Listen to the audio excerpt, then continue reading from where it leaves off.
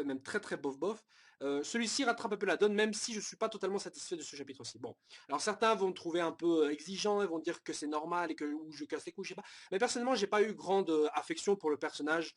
Euh, pour le personnage qui est le mec qui s'habille en bébé. J'ai même oublié son nom, vous avez tellement il est pour moi insignifiant.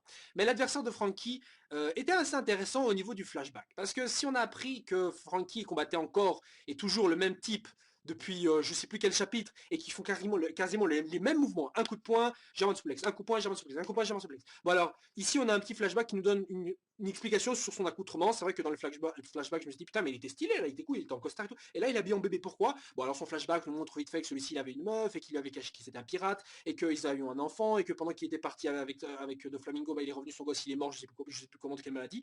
Et sa femme a découvert que c'est un pirate et donc pas un banquier comme il le disait. Et s'est cassé, alors elle a eu un accident et puis je sais plus, était dans un état végétatif. Et le seul truc qu'il a fait visiblement réagir, c'est le moment où son mari, donc, enfin son ex-mari, a imité donc son gosse en s'habillant plus ou moins pareil. Et donc à ce moment-là, elle a eu un sourire, et depuis, bah, il s'habille en bébé malgré toutes les moqueries. Même si, effectivement, je suis plutôt d'accord que c'est un passage assez touchant. Malheureusement, je ne me sens pas assez émotivement attaché à ce personnage que pour être plus ou moins intéressé par son passé. Hein, c'est comme si on nous montrait le passé de Khalifa ou même de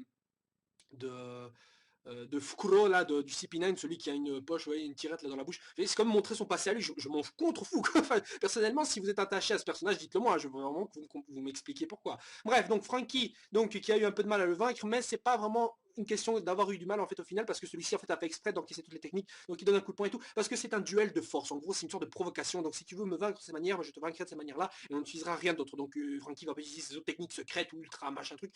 Il l'a pas utilisé. Bref, d'ailleurs, on a eu plutôt une technique assez originale qui était une sorte de saut de l'ange où le tien, enfin, je sais plus comment on appelle cette technique-là, mais en gros, le mec, il prend Franky, il va en l'air avec lui et saute et retourne sur le sol avec lui.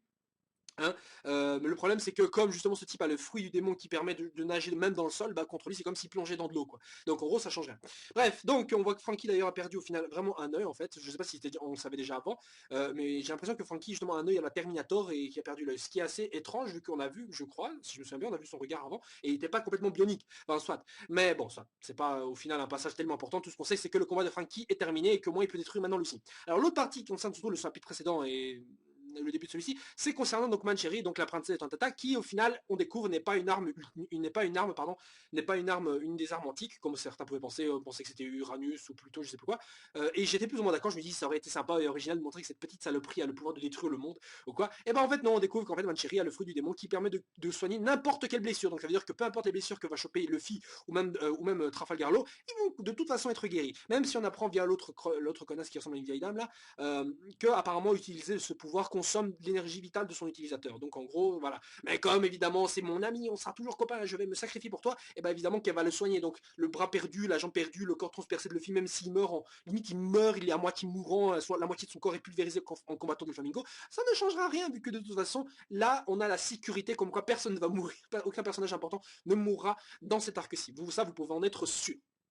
Bref, donc elle a été secourue donc par Léo, voilà, petit passage rigolo où voilà, on te sauve, patati patata, voilà, c'est pour ça un peu que j'ai zappé cette partie-là, parce que ça ne m'intéresse pas, les tontata ne m'intéressent mais nullement dans cette partie de Dressrosa. À part le passé où les anciennes personnes qui avaient réduit en esclavage ces gnomes ressemblaient beaucoup, comme j'avais parlé, à Barbe Noire, hein, vous avez de profil, on les avait vus comme ça tenir, comme ça, on donné de profil surnom, et ça ressemblait beaucoup à Barbe Noire, je trouve, enfin je trouvais, donc voilà, maintenant, si on n'a aucune explication plus lointaine sur ce sujet-là, ça m'intéresse pas plus que ça.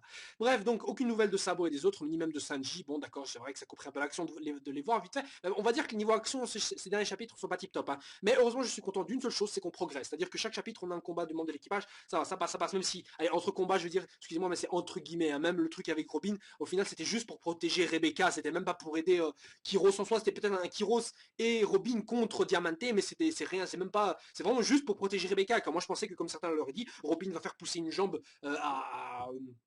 à Kyros, et comme ça ils vont pouvoir combattre, les deux vont combattre ensemble ou quoi, il y aura une super fight, ou même limite Robin se farcit elle-même tout seul, Diamante, mais finalement c'est pas vraiment le cas, et donc au final on se retrouve avec un peu de la merde. Bon, c'est pas grave, mais de toute façon moi je veux zapper là parce que j'ai l'impression, je sais pas si vous c'est pareil, mais franchement, hein, le Luffy, Trafalgar Laws, Trébol et Doflamingo, mais j'ai l'impression qu'ils sont à des kilomètres de nous, mais une distance inimaginable avant qu'on y arrive, parce que j'ai l'impression qu'il y a 3000 autres fights à régler avant qu'on y arrive. Donc la prochaine, j'imagine, concerne concerne donc Zoro, enfin ouais, je crois qu'il reste que lui qui doit encore combattre vite fait. Bon, en tout cas, qu'on s'intéresse à Zoro, qu'on finisse Zoro, le combat de Zoro qui m'intéressait d'ailleurs un peu plus aussi, et qu'ensuite on arrive enfin à Trafalgar Law et pas de nouveau des flashbacks. Putain, on va avoir des flashbacks de piqueurs de Diamante là, vous allez voir. Putain, mais on va avoir des flashbacks, mais on s'en fout de ces persos. Enfin, je veux dire, ils sont cool, ils sont sympas, nice, ils sont bien faits. Mais à l'heure du manga, il y a trop de persos, on ne sait pas vraiment à qui accorder de l'attention parce qu'on ne sait pas s'il va mourir, s'il va rester, il fait rien de stylé, ou limite il va se faire one shot. Donc personnellement, moi c'est le seul petit reproche que je fais actuellement aux fights de One Piece, c'est qu'elles sont moins intéressantes et on s'implique moins dedans que dans les anciennes, ou au moins même contre même dans Alabasta, Mr. Tsu contre Sanji, c'était cool. Même Das Bones contre Zoro, c'était cool parce que là il y avait des enjeux. Zoro qui allait apprendre à couper l'acier, ça c'était stylé. Sanji, bon le combat était comique, donc de toute façon on s'en fout un peu, mais même surtout il était un peu plus développé avant même ce combat-là. Donc c'est ça que je veux dire. Bref, sur ce les gens, on se retrouve la semaine prochaine pour un prochain chapitre de One Piece en espérant que je me trompe et qu'on découvre que Mancheri est en fait une arme antique et qu'elle n'a pas uniquement ce pouvoir de fruit du démon, qu'on nous donne un peu plus de relief et un peu plus d'importance à ce Tontata, autre que la petite part un peu oh on a été esclavage, le fils sauve-nous, voilà, sauve le pays, badadi patata. Voilà, c'est cool de se faire des alliés, le film, mais il faut aussi se faire des alliés intéressants. Voilà, sur ce, ciao ciao et à la semaine prochaine. Ziou. Et n'oubliez pas, donnez-vous évidemment vos commentaires et vos avis sur le dernier chapitre de One Piece. Et les autres évidemment. Ziou.